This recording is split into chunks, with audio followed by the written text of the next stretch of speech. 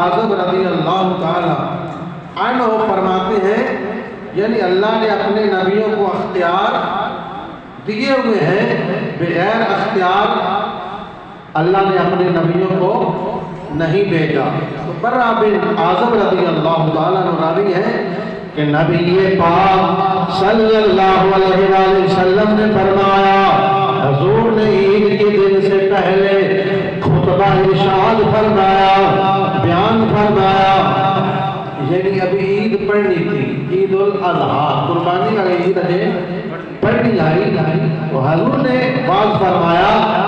ایسا سب تو پہلو عید آئے دن کیڑا کم کرنا ہے، اے صحابہ ایسا سب تو پہلو عید دی نماز ادا کرنی ہے، اس تو بعد قربانی کریں گے اور پھر گوشت تقسیم کریں گے، کہ جیڑا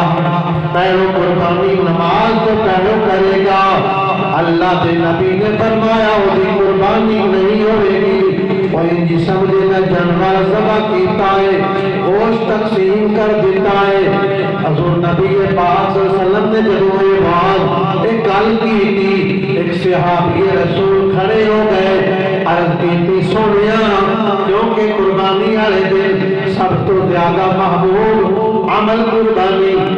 پسندیدہ کام ہے کسی قربانی دا گوشت کھانا ہے، سونیا میں آج ہی قربانی تو پہلو لرو جانور صبح صبح اٹھیا ذبح کر کے میں اپنے ہمسایاں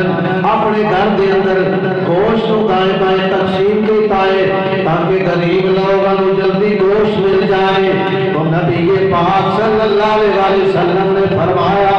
تیری پھر قربانی کوئی نہیں ہوئی، عرض کی تھی سونیا ایک 6 مہینے دا بکری دا بچہ ہے، حضور نے فرمایا جاؤ 6 مہینے دا بکری دا بچہ ذبح کر لے،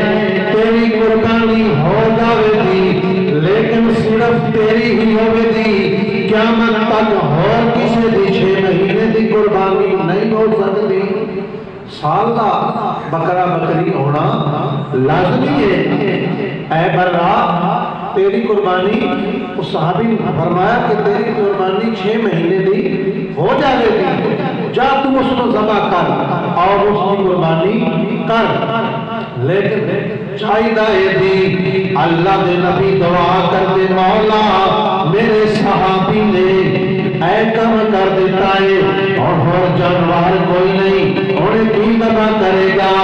نہیں یہ دعا بھی نہیں کی تھی، میرے نبی میرے رب نے اختیار دے کے بھیجی آئے، اینے کے سونیا جدو کوئی کم پاوے تو پوچھن لگ پاوے سوال کرن لگ پاوے کہ یا اللہ کرا یا نہ کرا،